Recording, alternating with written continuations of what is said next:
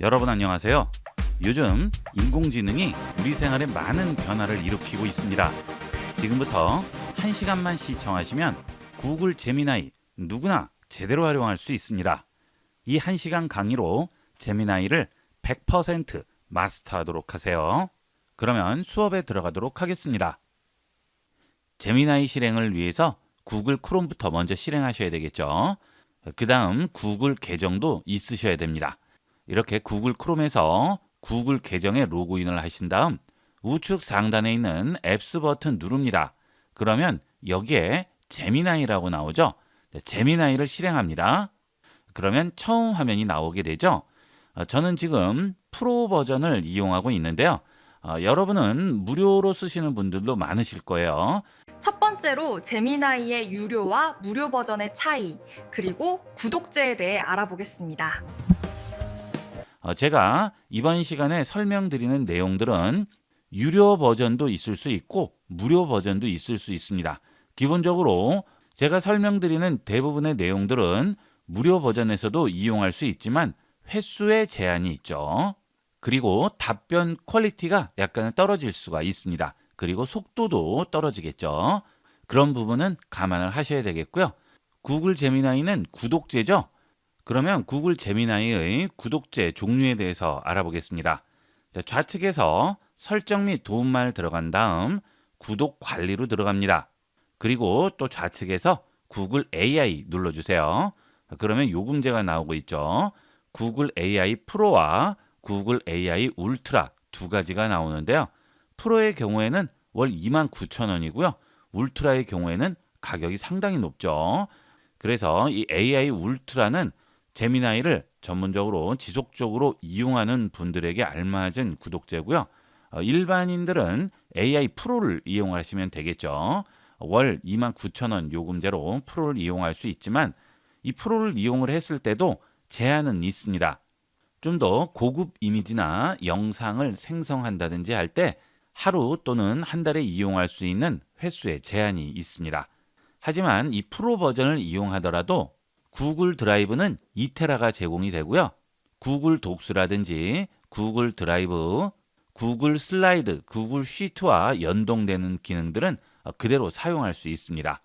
무료 버전을 이용하시는 분들도 한 달 정도는 프로 버전을 한번 이용해 보시는 것도 괜찮고요. 울트라 버전을 앞으로 이용하실 분들은 프로 버전으로 한번 써보시고 울트라로 넘어가셔도 되겠죠. 이번에는 제미나이의 기본 화면과 기본 기능에 대해 알아보겠습니다. 그 다음 이렇게 제미나이로 들어오게 되면 전체 화면이 좌측과 우측으로 나뉘어져 있는데요. 좌측은 내가 지금까지 제미나이와 대화했던 내용들이 최근 아래에 보면 전부 나와 있습니다. 그리고 그 대화했던 내용들은 우측에 있는 점색의 버튼을 누르고 삭제를 할 수 있어요. 또는 고정을 할 수 있죠. 고정을 하게 되면 항상 상단에 올라와 있게 되고요. 공유를 하게 되면 다른 사람과 공유할 수 있고 이름도 변경을 할 수가 있습니다. 자, 이 이름은 내가 했던 질문이 이름으로 나오게 됩니다. 그 다음 새로운 채팅을 시작할 경우에는 좌측 상단에 있는 새 채팅을 눌러서 새롭게 채팅을 시작하시면 되겠죠. 지금 새롭게 채팅을 시작한 상태죠. 제미나이를 시작하게 되면 항상 새 채팅 상태가 열리게 됩니다. 그 다음 스토리북과 잼 탐색하기는 잠시 후에 다시 한번 보겠습니다. 그 다음 제미나이 본 화면으로 들어오시게 되면 입력창이 있죠. 이 입력창에 내가 제미나이와 채팅하는 내용들을 입력하시면 되겠습니다. 자, 그 다음에 아래에 보시면 도구가 나오는데요. 이 도구를 누르시면 제미나이가 할 수 있는 다양한 기능들이 나오게 됩니다. 이 기본 기능들은 여러분이 제미나이와 어떤 일을 하느냐에 따라서 미리 선택을 해주셔야 되겠죠. 제미나이에게 영상을 만들어 달라고 요청할 겁니다. 그러면 미리 베오3로 동영상 생성 선택을 해줘야 되겠죠. 자, 그러면 이렇게 입력창 아래에 동영상이라고 파란색 박스가 나오게 됩니다. 그리고 아래쪽에 설명이 나오죠. 사운드가 포함된 8초 분량 동영상으로 아이디어를 실현하라고 하죠. 그런데 동영상을 만들 게 아닙니다. 그럴 때는 X를 눌러서 닫아줘야 되겠죠. 뭔가 질문 답변을 할 경우에는 이 동영상이 나와 있으면 계속 동영상을 만들어 주겠죠. 필요 없을 경우에는 X를 눌러서 닫아 주시면 되겠습니다. 자, 그 다음은 이미진으로 이미지 생성이죠. 이 이미진 기능은 내가 원하는 형태의 이미지를 생성을 해주는 거죠. 이 경우도 이미지를 생성할 것이 아니라면 이렇게 이미지 버튼이 나왔을 경우 X를 눌러서 닫아 주셔야 되겠습니다. 그 다음은 딥 리서치죠. 이 딥 리서치는 일반적인 채팅에는 이용할 필요가 없고요. 보다 복잡한 주제에 대한 답변을 받을 때 이용하게 됩니다. 이 딥 리서치를 이용하게 되면 내가 한 요청에 따라서 수백 개의 웹사이트라든지 문서들을 분석해서 복잡한 주제에 대해서 포괄적인 보고서나 요약을 신속하게 생성을 해주게 됩니다. 일반적인 질문에는 이용하면 오히려 속도도 느려지고 필요 없는 답변을 할 수도 있습니다. 최근 AI 규제 동향에 대한 상세한 리서치 보고서를 작성해 달라고 하게 되면 해당 요청에 대한 분석을 하기 위해서 다양한 웹사이트들의 정보들을 모아서 요약하고 분석을 해주게 되는 거죠. 그래서 이 딥 리서치는 무거운 주제라든지 복잡한 주제에 특화가 된 기능이 되겠습니다. 자, 그 다음은 캔버스죠. 캔버스는 일반적인 채팅에는 이용을 할 필요가 없고요. 긴 내용의 컨텐츠를 만든다든지 또는 코딩을 한다든지 구글 독스와 연동해서 공동 작업하는 경우에 이용하게 되는데요. 예를 들어 긴 보고서라든지 블로그에 올리는 게시물 또는 연설문 등을 작성을 할 때 일단 AI에게 초안을 만들어 달라고 한 다음 그 초안을 가지고 선택적으로 문장이나 단락을 수정을 해달라고 요청을 할 수 있죠. 그 다음 이미지를 생성했을 때도 부분 수정을 요청할 수가 있습니다. 이런 것들이 캔버스의 장점이죠. 그냥 일반적인 대화에서는 그런 부분 수정이 되지가 않는데요. 캔버스에서는 전체 내용에서 일부분만 따로 수정을 할 수도 있고 추가를 할 수도 있습니다. 코딩 같은 경우에도 실시간 미리 보기를 하면서 계속 반복 작업을 할 수가 있는 거죠. 구글 독스의 경우에는 팀원들과 해당 내용을 공유하면서 협업할 수도 있습니다. 이 캔버스의 경우에는 단순한 질문 대답이 아니고요. 인공지능과 내가 계속 의견을 주고받으면서 결과물을 좀 더 나은 결과물로 완성해 나갈 수가 있는 거죠. 그 다음은 가이드 학습인데요.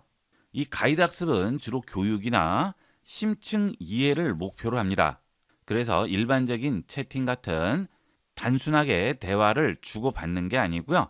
내가 질문을 했을 때 즉답을 하지 않고 그 내용에 대해서 질문을 던져서 사용자의 답변을 유도하게 하고 개념을 확립할 수 있도록 도와주는 거죠. 전체적인 사고 과정을 단계별로 올려주게 됩니다.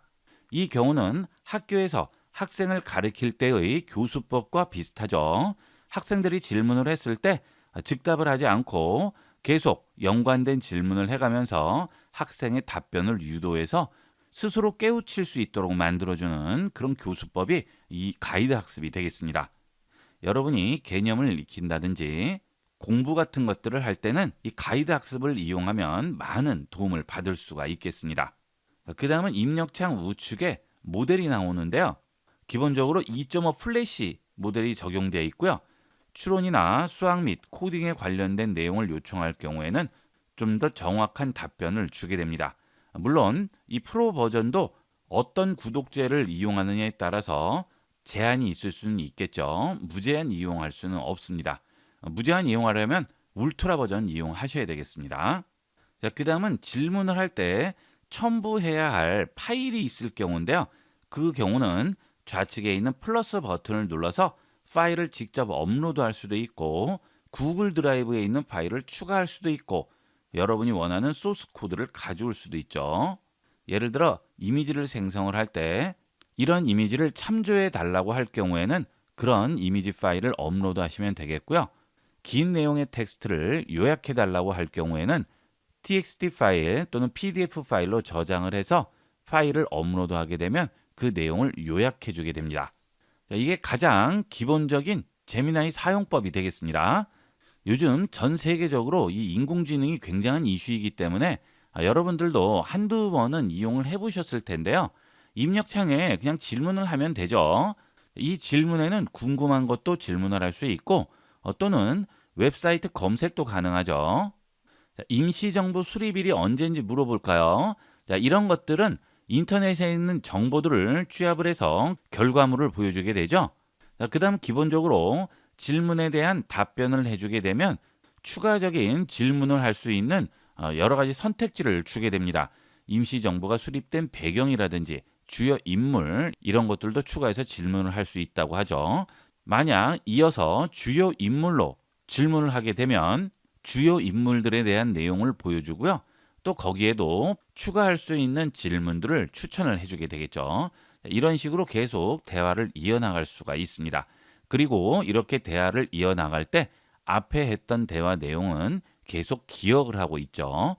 그것은 하나의 채팅일 때만 기억을 하고 있습니다. 제가 지금 임시정부 수립일이 언제인지 물어봤더니 여기에 제목이 임시정부 수립일이라고 나왔죠. 자, 이 상태에서 새 채팅을 다시 누르게 되면 새로운 채팅창이 나오고요. 이 채팅은 아직 최근에 올라가지가 않았죠. 제가 질문을 하지 않았기 때문입니다.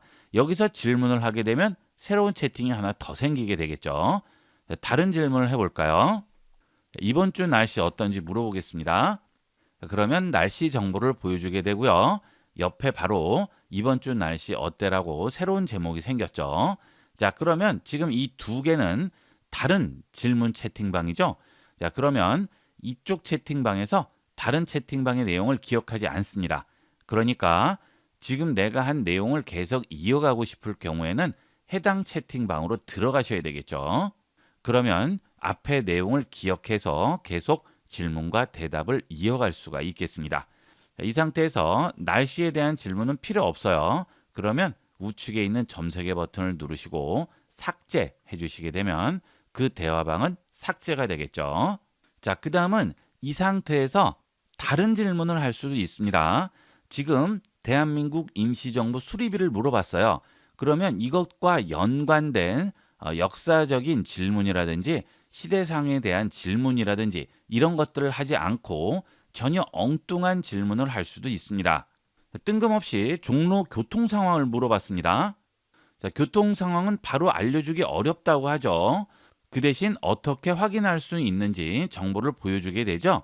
자, 이렇게 서로 상관없는 질문들을 올려도 되는데 이렇게 단발성으로 질문을 하고 끝나는 것이 아니고 계속 이어가야 할 경우 앞섰던 질문과 뒤에 했던 질문이 서로 섞이는 수가 있습니다. 그래서 답변이 이상하게 나올 수가 있어요. 임시정부에 대한 대화 내용을 또 계속 이어가면서 뒤쪽에 날씨를 묻고 거기에 또 관련된 내용들을 계속 이어가서 두 가지 주제로 계속 이어나가는 질문을 할 경우에는 답변의 퀄리티가 떨어질 수 있습니다. 그리고 두 가지가 섞일 수가 있어요. 되도록이면 하나의 주제는 하나의 대화방에서만 하기를 권합니다. 그러면 내용이 너무 많아지지 않나요? 하지만 전혀 상관없습니다. 내가 대화했던 이력은 거의 용량을 차지하지 않습니다. 자, 이런 대화했던 내용은 어디에서 용량을 차지하고 있을까요? 구글 드라이브죠. 물론 이미지나 영상을 많이 생성할 경우에는 구글 드라이브를 많이 차지하게 되겠지만 이런 텍스트에 관련된 내용들은 공간을 많이 차지하지 않습니다. 그래서 내가 사용했던 내용들이 많아지더라도 그렇게 크게 신경 쓰지 않으셔도 됩니다. 앞서 말씀드린 대로 이미지나 영상을 많이 생성할 경우에는 어차피 무료 버전에서는 많이 생성을 할 수 없기 때문에 유료를 이용하게 되죠. 그럴 때는 구글 드라이브 용량이 늘어나기 때문에 큰 문제가 되지 않습니다. 그리고 이렇게 질문과 대화를 하다가 필요 없는 것들은 그때그때 삭제를 해주시는 게 좋겠죠. 예전에 대화했던 내용들을 꼭 한 번씩 찾아볼 일이 있는데요. 그때 이 최근 내용이 너무 많으면 찾는데도 한참 걸립니다. 그래서 되도록이면 여러분이 알 수 있는 내용을 써주시고 간단한 잡담이라든지 별 쓸모가 없는 대화 내용들은 그때그때 전부 삭제해 주도록 하세요. 이번에는 제미나이에서 프롬프트를 작성하는 비법을 알아보겠습니다. 그 다음은 프롬프트를 어떤 식으로 쓰는지 프롬프트를 쓰는 기본에 대해서 알아보겠습니다. 이 프롬프트를 쓰는 기본 원칙은 태스크가 되겠습니다. 태스크, 즉 목표죠. 그 다음 오디언스, 즉 청중이 되겠습니다. 그 다음 스타일, 그리고 키포인트, 핵심 정보가 되겠죠. 이런 방법으로 프롬프트를 입력을 하게 되면 최대한 내가 원하는 결과를 만들어낼 수 있습니다. 첫 번째로 이 태스크, 즉 목표는 구체적인 행동을 요청하는 것이 되겠죠.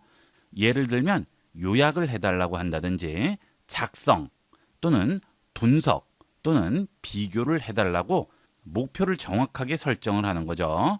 아래쪽에 예를 보시면 최근 뉴스 3개 요약해줘라고 이런 식으로 요청을 하게 되면 뉴스 알려줘라고 하는 프롬프트보다 훨씬 정확한 결과물을 보여주게 됩니다. 두 번째는 대상이죠. 지금 이렇게 만든 결과물을 누가 읽을 것인지 또는 누가 볼 것인지 거기에 맞춰서 프롬프트를 입력을 해야 됩니다. 그 대상에 따라서 난이도라든지 또는 어조를 조절을 하게 되겠죠. 아래쪽에 예를 보시면 중학생도 이해하기 쉽게 설명해줘 이런 식으로 요청을 하게 되면 그냥 이해하기 쉽게 설명해줘 라는 프롬프트보다는 훨씬 더 내가 원하는 결과물에 가깝게 만들어줍니다. 그 다음은 스타일이죠. 형식이나 톤을 제대로 요청을 하는 거죠. 답변의 형식이라든지 어조라든지 길이를 정확하게 요청을 해야 되겠죠. 이 스타일에 따라서 블로그 포스팅에 쓰인다든지 또는 이메일 또는 전문적인 분야에 쓰이거나 유머러스한 문장이라든지 이미지를 만들어낼 수 있겠죠. 아래쪽에 예를 보시면 전문 리포트 형식으로 분석해줘 라고 요청을 하게 되면 리포트 만들어줘 라는 프롬프트보다는 정확한 결과물을 만들어주게 됩니다. 자, 그 다음 또 중요한 부분은 키포인트죠. 답변에 반드시 포함하거나 또는 제외해야 할 핵심 정보를 정확하게 요청을 해야 합니다. 원하는 핵심 정보, 제약, 조건 또는 길이 등을 정확하게 명시하는 거죠. 아래쪽에 예를 보시면 3가지 핵심 결론을 도출을 하고 그것을 표 형식으로 정리를 해달라고 요청을 하면 결론을 도출을 한 다음 표로 정리까지 해주게 되겠죠. 그리고 길이도 지정을 해주시면 최대한 거기에 맞게 결과물을 만들어주게 됩니다. 예를 들면 A4 한 장 분량 또는 A4 2장 분량 이런 식으로 전체적인 길이를 미리 지정을 해주시면 좋겠죠. 글자 수 같은 경우에는 정확하게 나오지 않는 경우가 있습니다. 정확한 글자 수에 맞춰서 만들어 달라고 하는 것들은 아무래도 한글이나 영어에 따라서 차이가 있기 때문에 A4 한 장 분량, A4 반 또는 A4 2장 이런 식으로 요청을 하는 것이 좀 더 원하는 결과물을 만들기에 도움이 되겠죠. 이런 명확한 지시가 있어야지만 그것에 따른 정확한 결과물을 도출할 수 있습니다. 우리가 문장을 만들 때 육하 원칙에 의해서 만들죠. 언제, 어디서, 누가, 무엇을, 어떻게 했다. 자, 이렇게 육하 원칙에 의해서 문장을 만드는데요. 프롬프트는 이런 태스크 원칙 4가지를 이용을 해서 문장을 구성하게 됩니다.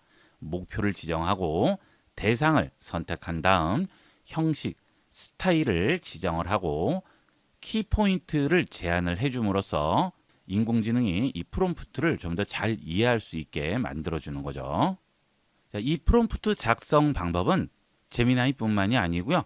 그 외의 인공지능을 이용을 하실 때도 이런 방법으로 이용을 하시면 내가 원하는 정확한 결과물을 만들어내는데 많은 도움을 받을 수 있겠습니다. 그러면 이 태스크 방식을 실제 적용을 해서 제대로 된 정보를 만들어 보도록 하겠습니다. 예를 들어 제미나이를 공부하려고 하는데 그냥 단순하게 제미나이 사용법 알려줘 라고 입력을 하는 것보다는 앞서 말씀드린 방법으로 이렇게 프롬프트를 작성을 해봤는데요.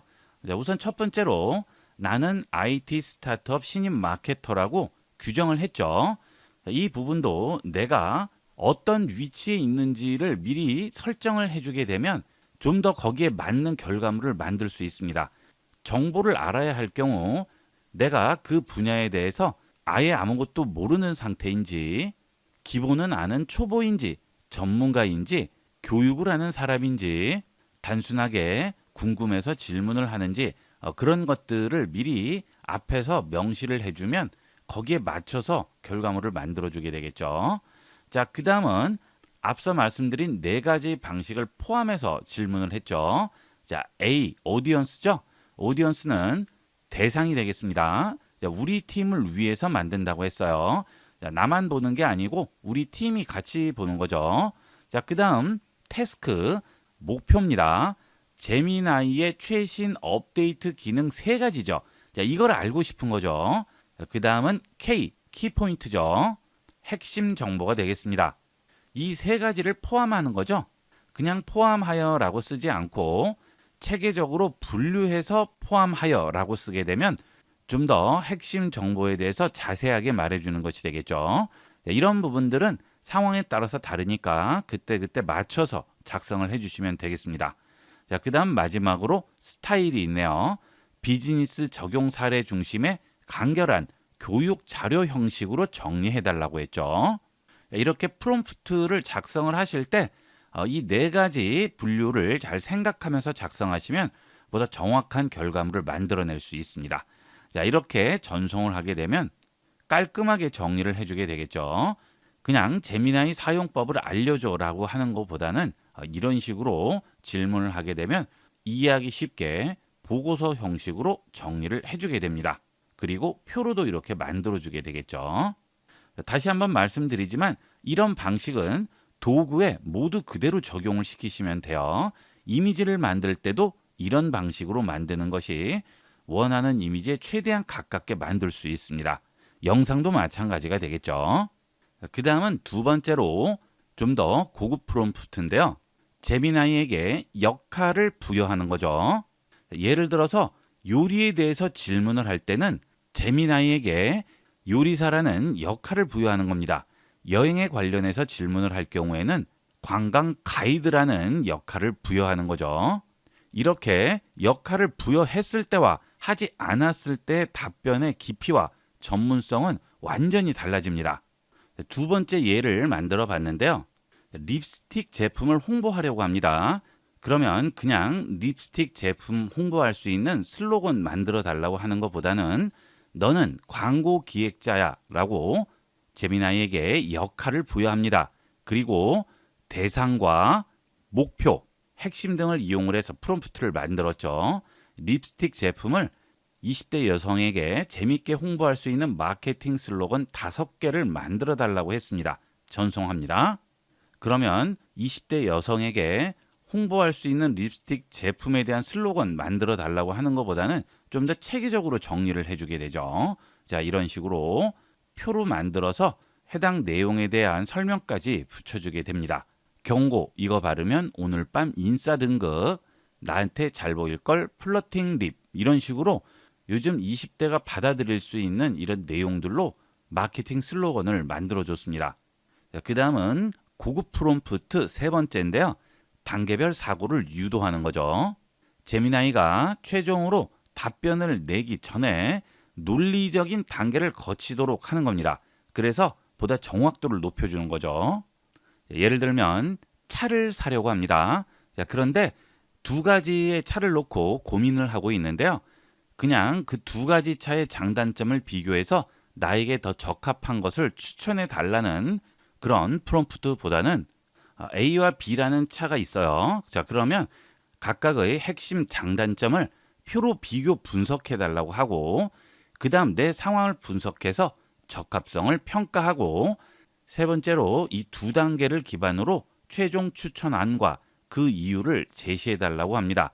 그러면 좀 더 체계적으로 사고하고 추론하면서 결과를 도출해낼 수 있겠죠. 자, 그 대신 내 상황을 분석하기 위해서는 내 상황을 제미나이가 알 수 있어야 되겠죠. 자, 그것을 문서로 정리해도 되겠고요. 아니면 프롬프트에 입력을 해줘도 되겠죠. 나의 한 달 수입과 지출, 내 성향 같은 것들을 써서 같이 넣어주면 좀 더 거기에 맞는 결과물을 만들어주게 될 겁니다. 그런 것들은 따로 텍스트 파일로 정리를 하신 다음 좌측에 있는 플러스 버튼 누르시고 파일 업로드를 해주게 되면 그 내용들로 적합성을 평가해 주겠죠. 그리고 그것을 이용을 해서 추천을 해주고 이유를 제시해 주게 될 겁니다. 이런 식으로 단계별로 사고를 하게끔 만들어주면 보다 정확도를 높일 수가 있습니다. 그 다음은 파일 첨부 같은 그런 맥락을 제공을 한 다음 결과물을 얻어내는 방법이 되겠습니다. 제미나이는 PDF 파일이 1500페이지 분량이라도 업로드를 하게 되면 인식을 할 수 있습니다. 그래서 그런 분량의 파일 문서를 업로드 하더라도 요약을 해달라고 한다든지 정리를 해달라고 하면 전부 정리를 해줄 수가 있죠. 자, 그 다음에 녹취된 오디오 파일도 정리를 해줄 수 있고요. 내용도 요약을 해줄 수 있습니다. 그 다음 코딩의 경우 3, 4만 줄의 코드도 전부 업로드하면 인식을 할 수 있어요. 예를 들어 100페이지 분량의 PDF 파일을 업로드했습니다. 좌측 하단에 있는 플러스 버튼 누르고 파일 업로드 한 다음 내 컴퓨터에 있는 PDF 파일을 업로드 하겠죠. 그 다음 첨부된 PDF 파일을 요약을 하되 재무위험 관련 섹션만 발췌해서 5줄로 정리를 해달라고 하면 그 문서 파일에서 관련 섹션만 발췌해서 요약을 해주게 되겠죠. 자, 이때도 5줄로 정리해달라고 했죠. 자, 이런 것들이 굉장히 중요합니다. 앞서 말씀드린 TASK, 태스크 기능 꼭 기억하세요. 그 다음은 오디오 파일을 올렸을 경우죠. 첨부된 회의 녹취 파일을 텍스트로 변환을 하고 발언자별로 핵심 결정사항을 3가지로 정리한 후에 구글 독스로 내보내줘 라고 하면 구글 문서로 정리를 해주게 되겠죠. 이런 경우에는 내용이 굉장히 길어질 수가 있죠. 자, 그럴 때는 그냥 정리해 달라고 하지 마시고 구글 독스로 내보내 달라고 하면 좀 더 긴 분량의 내용들도 좀 더 깔끔하게 정리된 결과물을 간편하게 확인할 수가 있겠죠.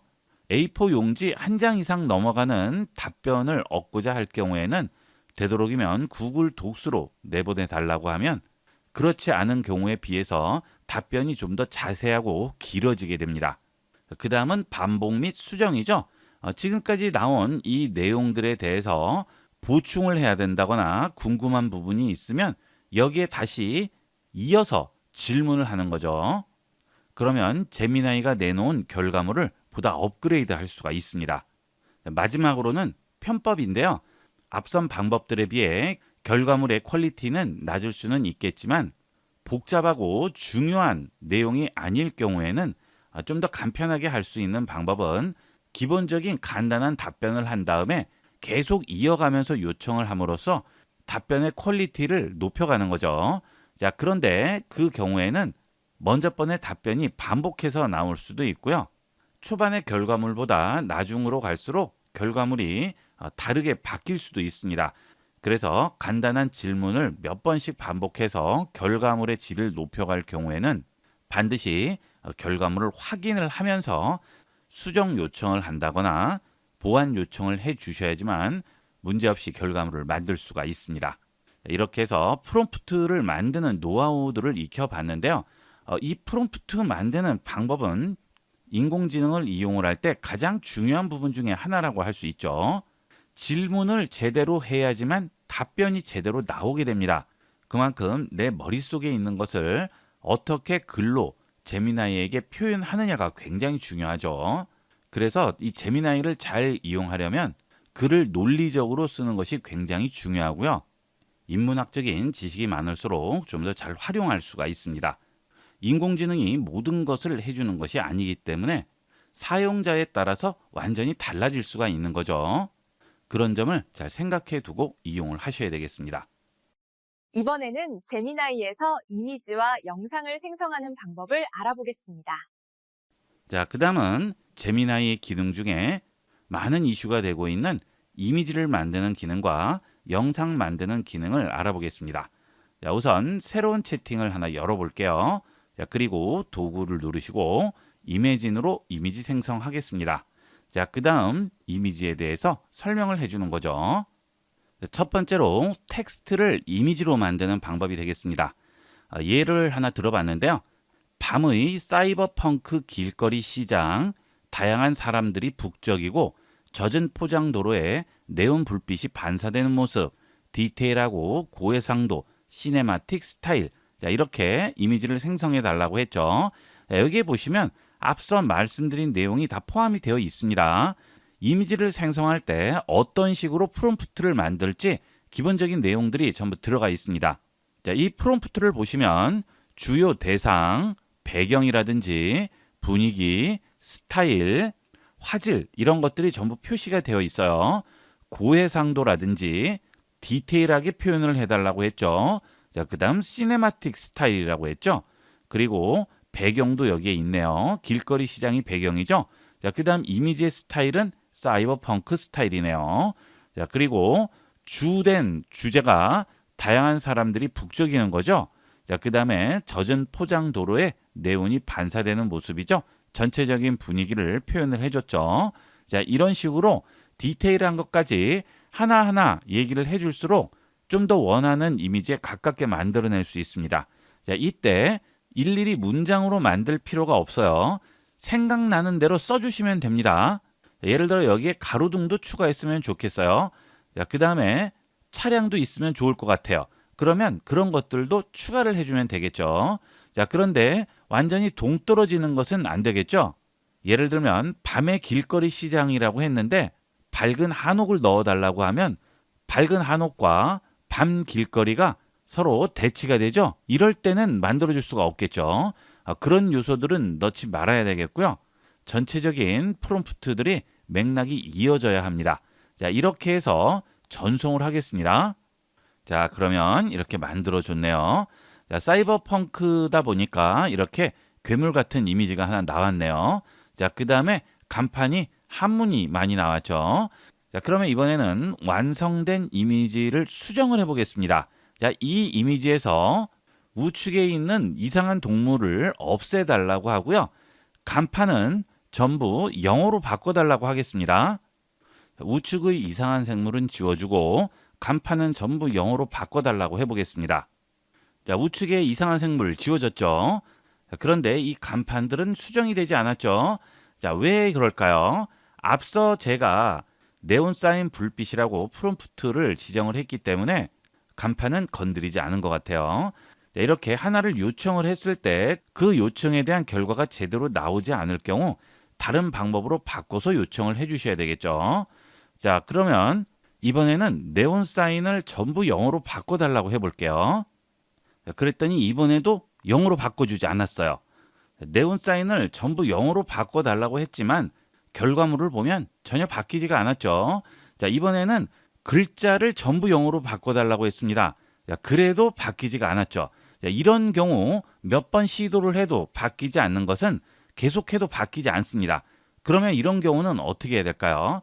자, 이런 경우는 다시 만들어야 되는데 이때 이런 부족한 부분들을 미리 설정을 해주시면 되겠죠. 자, 이번에는 똑같이 프롬프트를 넣었는데요. 앞서 만든 이미지에서 잘못 나온 부분들을 여기에 다시 한번 언급을 해줬습니다. 글자는 전부 영어여야 한다고 했고요. 사람 이외의 생물이나 로봇은 포함시키지 말라고 했죠. 자, 이렇게 해서 만들면 어떻게 될까요? 자, 이번에는 한문이 하나도 없죠. 그리고 전부 영어로 들어갔죠. 그리고 이상한 생물이나 로봇 같은 것들도 없어졌습니다. 자, 이렇게 이미지를 한 번에 완벽하게 만들 수 없을 경우에는 여러 번 시도를 해서 부족한 부분들을 프롬프트에 다시 첨부를 해서 새로운 이미지를 생성하게 되면 거의 완벽하게 만들 수 있습니다. 여기서 원하는 것을 추가할 수도 있겠죠. 예를 들어서 강아지를 추가해 달라고 해보겠습니다.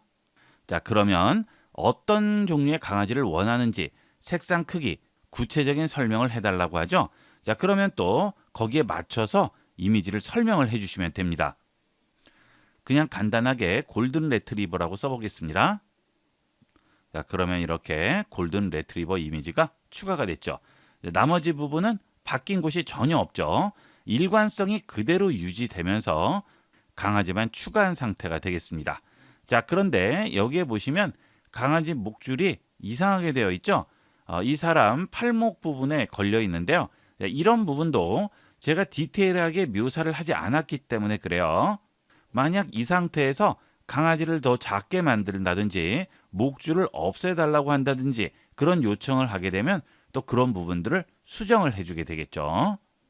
그 다음은 영상을 만들어 보도록 하겠습니다. 다시 새로운 채팅 열고요. 도구에서 배우로 동영상 생성 선택합니다. 그러면 배우 3.1 패스트라고 나오죠. 자, 이 배우로 영상을 만들 경우에는 기본적으로 사운드가 포함이 되고요. 8초 분량의 동영상을 만들 수 있습니다. 그런데 프로의 경우는 배우 3.1로 3개까지만 이미지를 생성할 수 있고요. 무료 버전을 이용하시는 분들은 배우 3.1 하나만 생성할 수 있습니다. 그 다음은 배우 2.0으로 만들게 돼요. 2.0은 3.1에 비해서 퀄리티는 좀 떨어지게 됩니다. 그거는 어쩔 수 없어요. 자, 이번에는 나무 테이블 위에 놓인 아이스커피 유리잔의 고요하고 사실적인 미디엄 샷. 배경 창문에는 부드러운 빗방울이 흐릿하게 보이고 카메라가 천천히 줌인된다고 하죠. 자, 지금 만드는 것은 영상이기 때문에 카메라의 움직임도 여기에서 설정을 해주셔야 합니다. 지금 저는 줌인 된다고 했죠. 줌 아웃 된다고 할 수도 있고요. 피사체를 따라서 움직인다고 할 수도 있겠죠. 그리고 전체적인 분위기라든지 배경, 주된 피사체들도 앞서 이미진과 같이 그대로 묘사를 해주시면 됩니다. 자, 이 상태에서 제출해 볼게요. 자, 완성이 됐죠? 플레이 해보겠습니다.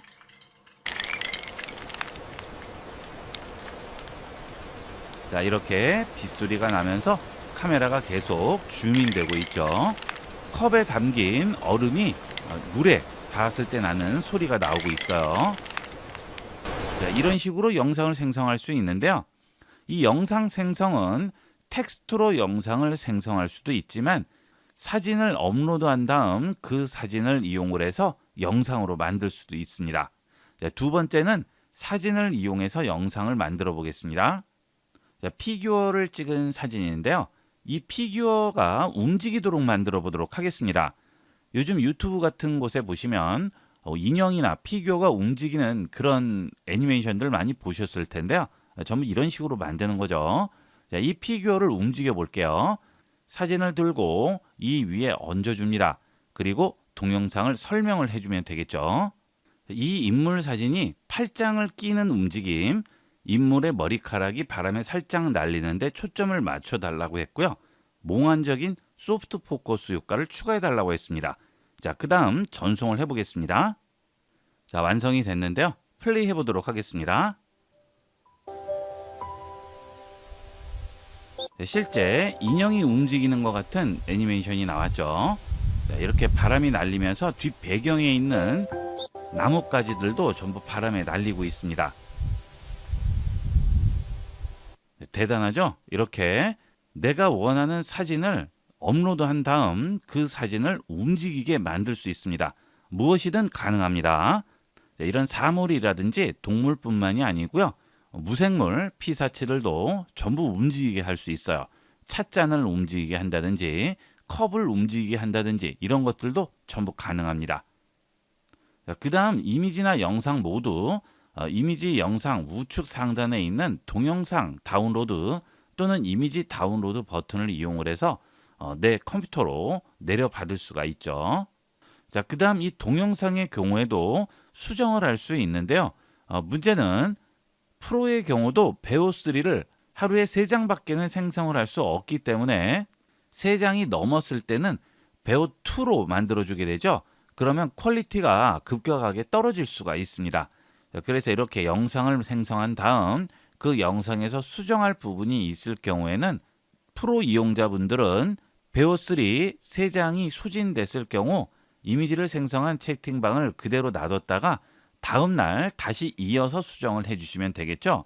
무료로 이용을 하시는 분들은 하루에 1개만 가능하기 때문에 오늘 생성했는데 수정할 부분이 있으면 이미지 채팅 생성방 그대로 놔두시고요. 그 다음 날 다시 들어오셔서 수정을 해주시면 되겠죠. 이런 식으로 이용을 하시면 되겠습니다. 그 다음 이렇게 이미지와 영상을 생성을 했을 때 해당 대화방에 있는 영상과 이미지들을 한 번에 모아서 볼 수 있습니다. 채팅방 상단에 보시면 이 채팅의 파일이라는 아이콘이 있죠. 이걸 누르시면 그 채팅방에서 생성한 이미지와 영상들을 전부 확인할 수 있습니다. 그리고 그 이미지나 영상을 클릭을 하시면 전체 화면으로 볼 수 있죠. 뒤로 돌아가겠습니다. 이번에는 도구를 누르시고 캔버스로 들어가 보겠습니다. 일반 채팅과 캔버스를 이용한 채팅의 차이점을 이렇게 표로 만들어 봤는데요. 일반 채팅은 대화형 상호작용, 질의응답에 주로 이용하게 되고요. 캔버스 모드는 문서 및 코드를 작성한다든지 편집을 하거나 시각화 작업에 이용하게 됩니다. 인포그래픽 같은 것들을 들 수 있겠죠. 그 다음은 결과물의 형태죠. 기본 채팅은 일반적인 문장 형태로 답변을 하거나 요약을 해주는 반면 캔버스 모드는 구글 문서와 유사한 편집이 가능한 문서 형태로 나오게 됩니다. 그리고 코딩을 할 때는 코드 형태로 나오게 되겠죠. 그 다음은 주요 기능인데요. 기본 채팅은 구글과 실시간으로 검색 연동이 되고 논리적 추론을 하는 반면 캔버스 모드는 주로 편집에 특화가 되어 있고요. 구글 문서로 전환을 한 다음 해당 문서에 여러 사람이 접근을 해서 그 문서를 수정하고 편집하는 데 편리하게 되어 있습니다. 코딩의 경우에는 미리 보기와 디버깅도 가능해요. 디버깅을 하게 되면 코딩된 내용들을 실제 우리가 사용할 수 있는 앱으로 변환할 수가 있는 거죠. 그 다음 편집 방식의 편리함이 되겠습니다. 기본 채팅의 경우에는 프롬프트를 이용을 해서 결과물 전체를 재요청해서 수정을 해야 되는 반면 캔버스 모드는 특정 블록만 하이라이트해서 즉시 수정을 할 수 있습니다. 그 다음 지속성과 협업인데요. 기본 채팅은 대화한 기록은 보존이 되지만 출력물 자체를 수정하는 것은 불가능하죠. 하지만 캔버스 모드는 작업물이 자동 저장이 되고 구글 독수로 전송을 한 다음 구글 독수 내에서 또 편집을 할 수가 있겠죠. 자, 그 다음 추가 기능인데요. 기본 채팅은 이미지를 생성한다든지 영상을 생성하고 심층 리서치를 할 수 있고요. 캔버스 모드는 오디오 파일을 올린 다음 그 오디오 파일을 요약하거나 정리를 할 수 있습니다. 그리고 퀴즈를 낼 수도 있고 인포그래픽을 생성할 수도 있죠. 자, 이런 차이점이 있습니다. IT 관련 공부를 하고 싶어하는 사람들을 대상으로 하는 온라인 교육 사이트 ib96.com을 홍보하는 초안과 수강할 수 있는 과목들의 종류, 핵심 키워드 등을 제시했습니다. 제출해 보겠습니다. 이렇게 캔버스에서 요청을 하게 되면 우측에 캔버스 창이 하나 나오게 됩니다. 그리고 만들어진 내용을 확인할 수 있고요. 좌측에서는 여기에 대한 설명을 해주고 있죠. 강좌 목록을 마크다운 파일로 정리를 했다고 하고요. 합리적인 가격, 다양한 강좌라는 핵심 키워드를 강조해서 작성했다고 하네요. 그리고 어떤 식으로 만들었는지도 여기에 나오고 있죠. 자, 그러면 이 캔버스에 있는 내용을 가지고 수정을 해보도록 하겠습니다. 자, 지금 강의 카테고리에 보시면 주로 IT 쪽이라서 프로그래밍 관련 내용만 있죠. 우리는 오피스와 그래픽 관련 강좌도 추가하고 싶습니다. 그러면 강좌 카테고리에 해당 내용들을 추가해 달라고 해보겠습니다.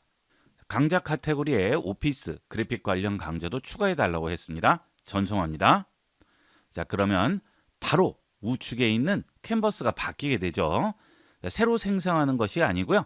기존 내용에 내가 원하는 부분을 추가해 주게 됩니다. 오피스, 그래픽스 추가가 됐죠. 엑셀, 파워포인트, 포토샵, 오토캐드 들어가 있네요. 자, 여기에서 오피스와 그래픽 과정을 따로 분리해 달라고 해보겠습니다. 자, 바로 분리해 주죠. 대단하죠. 우리가 일일이 해야 되는 작업들을 완전 자동화를 해줄 수 있는 그런 기능이 되겠습니다. 자, 이렇게 해서 수정 작업이 모두 끝났습니다. 그러면 캔버스 우측 상단에 있는 만들기를 누릅니다. 그러면 인포그래픽, 퀴즈, 플래시카드, AI 오디오 오버뷰로 전부 변환을 할 수 있고요. 웹페이지로도 변환을 할 수 있죠. 인포그래픽으로 변환을 해볼까요? 인포그래픽 선택합니다. 자, 그러면 시각화할 소스 자료가 필요하다고 하죠. 인포그래픽으로 만들고 싶은 데이터라든지 리포트, 구체적인 계열을 제공해 달라고 하죠. 예를 들면 카테고리별 강좌 수라든지 타사 대비 가격 비교 데이터, 수강생 만족도 통계 등의 데이터가 있으면 시각화하기가 좋다고 하네요.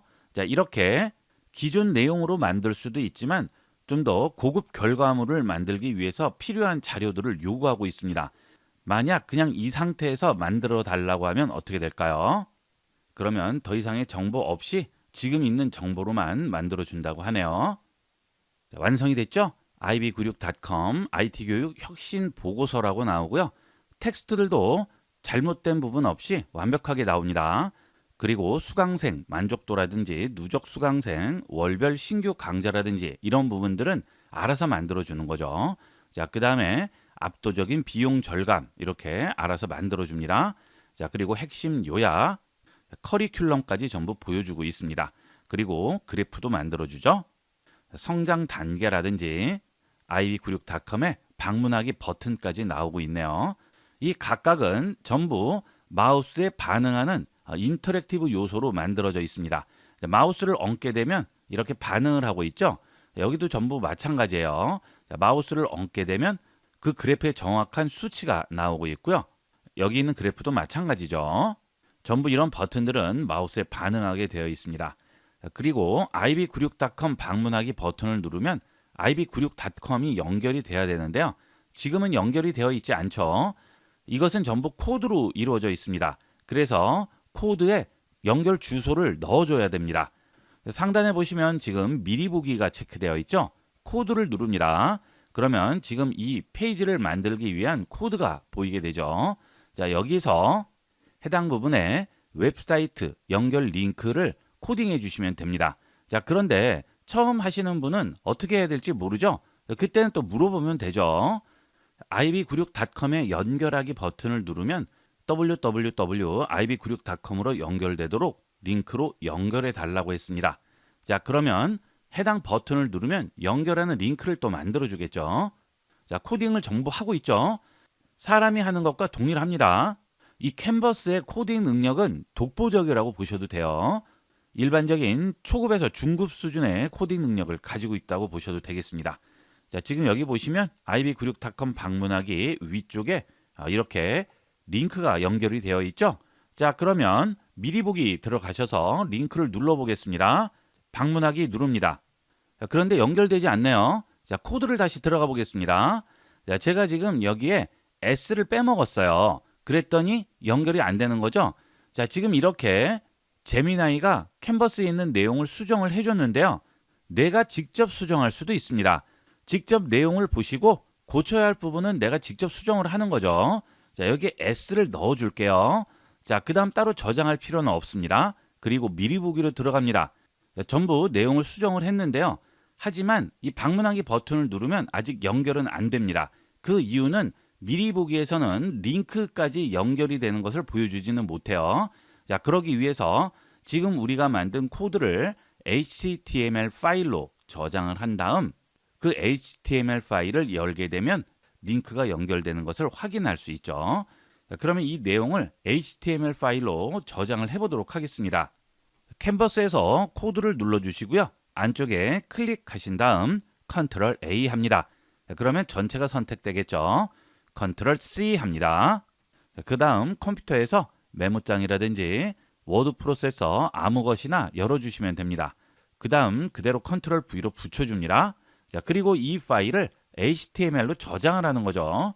자, 상단에 파일 누르시고 다른 이름으로 저장하신 다음 텍스트 문서를 HTML 파일로 저장하겠습니다. test.html 했습니다. 저장합니다. 자, 그러면 이렇게 바탕화면에 테스트라고 나와 있죠? 더블 클릭해서 열어보겠습니다. 자, 그러면 상단 탭을 보시면 ib96이라고 나와 있죠? 제미나이가 아니죠? 새로운 탭이 하나 열린 상태예요. HTML 파일을 열은 거죠. 자, 여기서 아래쪽으로 내려가 보겠습니다. ib96.com 방문하기 클릭합니다. 그러면 바로 ib96.com 페이지로 넘어가게 되겠죠. 자, 이런 식으로 간단한 인포그래픽 얼마든지 생성할 수 있습니다. HTML 코드 전혀 모르셔도 되고요. 코딩 방법 몰라도 됩니다. 누구나 간단한 이런 인포그래픽은 얼마든지 생성을 할 수 있습니다. 이런 것들을 만들기 위해서 공부도 하시고 외주도 주고 하시는 분들도 계시는데요. 이제 그럴 필요가 없죠. 이 제미나이에서 명령어 몇 줄만 써주시면 나머지는 전부 만들어주는 거예요. 이런 내용들을 메일에 첨부해서 전송하게 되면 메일 내용에 이 부분이 같이 나오게 되겠죠. 그러면 지금 이 인포그래픽을 메일에 실제 첨부해 보도록 하겠습니다. 메일에 첨부할 때 여러 가지 방법이 있지만 가장 간편한 방법은 그냥 복사해서 붙이는 겁니다. 이렇게 HTML 파일로 앞서 하나를 만들어 놨죠. 자, 이걸 열어줍니다. 안쪽에 마우스로 클릭을 한 다음 Ctrl A 합니다. 그러면 전체가 선택돼요. 그 다음 Ctrl C 합니다. 그러면 이 내용이 전체가 복사가 됩니다. 이걸 그대로 메일에 붙여 넣기만 하면 됩니다. 자, 네이버를 열어봤는데요. 제목을 IB96 테스트라고 했어요. 자, 그 다음 본문 내용 부분에 클릭하시고 Ctrl V로 붙여 넣으시면 됩니다. 자, 이렇게 내용이 전체가 들어가죠. 자, 이 상태에서 방문하기 클릭하시면 IB96 사이트로 바로 방문할 수가 있습니다. 자, 가끔 여러분들이 메일 받으시면 이렇게 멋진 인포그래픽이 같이 오는 경우가 있죠. 이런 것들도 간단하게 이렇게 만들어서 메일에 첨부할 수 있습니다. 여러분만의 명함 같은 것도 만들 수 있고요. 여러분 회사를 홍보하는 이런 인포그래픽도 인공지능의 도움을 받아서 간단하게 생성을 할 수 있겠죠. 이런 부분들은 지금 바로 여러분이 활용할 수 있는 간편한 팁이 될 수 있겠습니다. 자, 이제 다시 원래대로 돌아가려면 캔버스 창 X 표시 눌러서 닫습니다. 그 다음 다시 캔버스를 열어야 되겠습니다. 그럴 때는 앞서 답변했던 내용에 보시면 여기 열기라고 있어요. 이걸 열기 하면 다시 원래대로 돌아오게 되겠죠. 자, 그리고 앞에 설명한 것처럼 메일 같은 곳에 포함을 시킬 때 일일이 HTML로 저장을 해서 다시 복사할 필요 없이 여기 있는 공유 버튼 누르시고요. 컨텐츠 복사만 해주셔도 돼요. 편리한 걸 이용하시면 되겠습니다. 자, 다시 캔버스 닫아줄게요. 그 다음 또 새 창 열어주겠습니다. 그 다음 컴퓨터에 마이크가 붙어 있을 경우에는 음성으로 서로 대화할 수도 있죠. 입력창 하단 우측에 보시면 마이크 사용이라고 있습니다. 자, 이걸 눌러주시면 이렇게 내가 하는 말이 텍스트로 들어가게 되겠죠. 자, 이런 식으로 내가 텍스트로 입력을 한 다음 마이크 버튼을 끄게 되면 전송 버튼이 다시 나오게 되죠. 이 버튼을 누르면 이 내용이 전송이 되겠죠. 자, 텍스트를 일일이 입력할 필요 없이 간편하게 이용을 할 수 있습니다. 그 다음은 스토리북 기능인데요. 얼마 전에 새로 생긴 기능이죠. 자, 좌측에서 스토리북 기능 누릅니다. 그러면 원하는 스토리를 그림책으로 알아서 만들어주게 됩니다. 이 스토리북 기능은 아이들을 위한 동화책, 그림책을 만들 수도 있겠지만 제품에 대한 사용 설명서도 간단하게 그림책 스타일로 만들 수도 있고요. 여러 가지 정보를 전달하는 것도 이런 식으로 그림책으로 간단하게 만들 수 있습니다. 그러면 2026년부터 새로 바뀌게 되는 도로교통법에 대한 내용들을 이렇게 스토리북 기능으로 만들어 달라고 해볼게요. 2026년부터 새롭게 바뀌는 도로교통법을 운전자들이 쉽게 알 수 있는 스토리북으로 만들어 달라고 해보겠습니다. 자, 완성됐네요. 지훈 아저씨의 새로운 약속이라고 해서 그림책으로 만들어줬습니다. 자, 앞표지 나오고요. 그 다음 넘겨보면 2026년 어느 맑은 날 베테랑 지훈 아저씨가 상쾌한 기분으로 차에 올랐죠. 자, 동네를 빠져나와서 우회전하려고 하는데 할머니가 길을 건너려고 서 계셨습니다. 지훈 아저씨는 먼저 지나가야지 생각했는데 상냥한 목소리가 들려왔죠. 보람 순경이 새로운 규칙 첫 번째를 알려줬다고 하네요. 2026년부터는 횡단보도에 건너려는 보행자가 서 있기만 해도 모든 차는 완전히 멈춰야 한다고 하죠.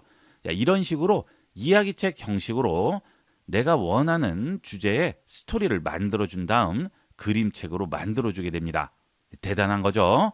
제가 강의 준비를 하면서 이런 것까지 나올지 궁금해서 한번 해봤는데요. 거의 완벽하게 만들어줬습니다. 그래서 제가 깜짝 놀랐습니다. 여러분도 한번 이용을 해보시면 깜짝 놀라실 거예요.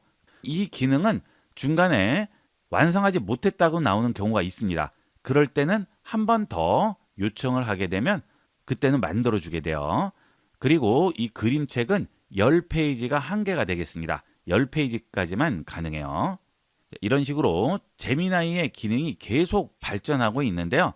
여러 가지 기능들이 들어오면서 제미나이가 챗 GPT 사용자를 거의 따라잡았죠.